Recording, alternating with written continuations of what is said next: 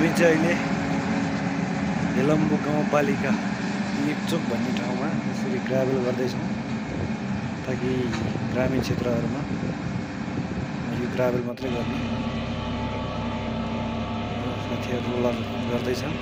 र यो ठाउँ चाहिँ गोसाइकुण्ड सायद जान्छ यो बाटो मेन बाटो अहिले चाहिँ मेन ग्राभल गरिरहेको छ एकदम यो ठाउँ चाहिँ तीव्र रूपमा विकास भइरहेको छ तपाईँहरूले हेर्न सक्नुहुन्छ कि यो ठाउँ चाहिँ एकदम योभन्दा माथि यो चाहिँ माथि यसको मुनि मुनि चाहिँ मेलम्चीको पानी ल्याएको भनिन्छ यो भन्दा मुनि चाहिँ अलि मुनि सुरुङ खनेर यो भन्दा माथि चाहिँ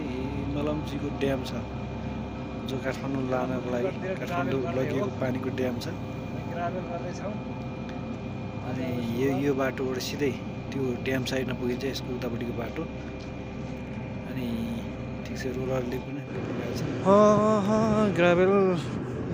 लगभग ग्राभल अन्तिम चरणमा अब हेलम्बुबाट बिदा हुनेखेर अब